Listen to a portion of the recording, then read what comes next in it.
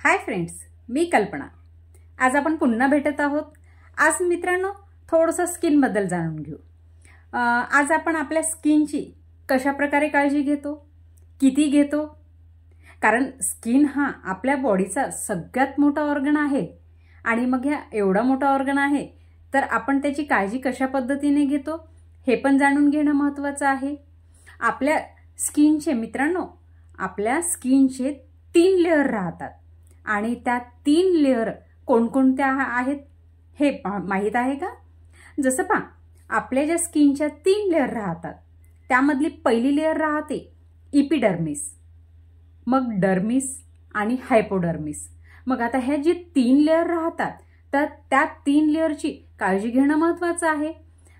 आज भरपूरशा आपण असे लोकांना पाहतो का लेडीज म्हणतात का मी काहीच वापरत नाही माझ्या स्किनसाठी, जेंट्स म्हणतात आम्हाला वापरायची गरजच नाहीये, आपल्याला स्किन डिसीज होत राहतात।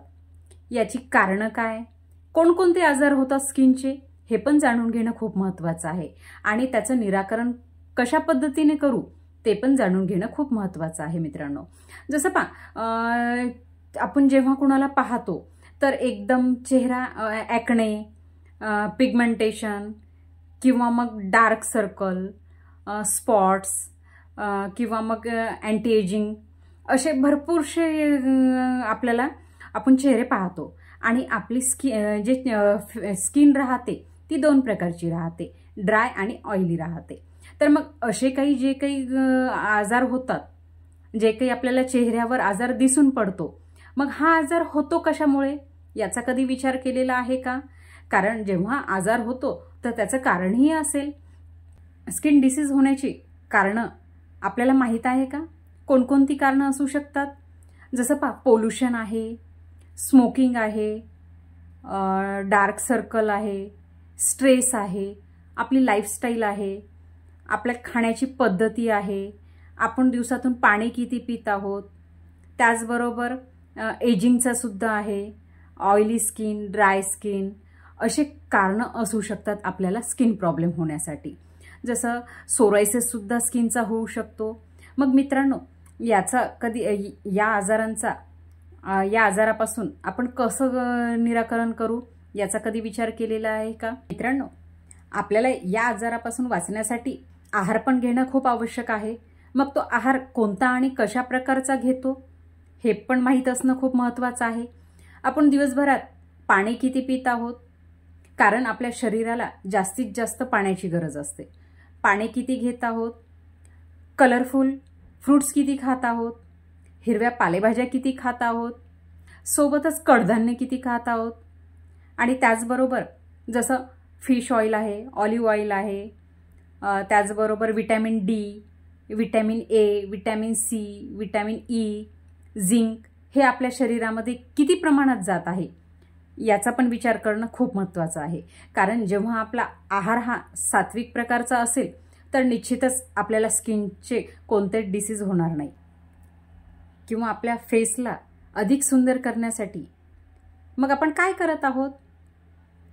जसं पहिली स्टेप राहते क्लिन्झिंग करायची, तर आपण दिवसातून आपला फेस किती वेळ क्लिन्झिंग करतो, त्यानंतर क्लिन्झर नंतर टोनिंग करतो का? कारण टोनिंग करणं पण महत्त्वाचं आहे आपल्या फेसला। त्यानंतर मॉइश्चरायझर करतो का?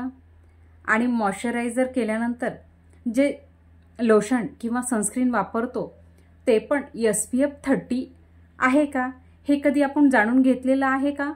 कारण SPF 30 हे UVB आणि UVV रेंजपासून आपल्या स्किनचे रक्षण करतो। पण मित्रांनो, आपण ह्याची काळजी करतो का? कारण पहा मित्रांनो, आपण भरपूरशा अशा काही गोष्टी वापरतो, प्रत्येक गोष्टीची क्वालिटी पाहतो।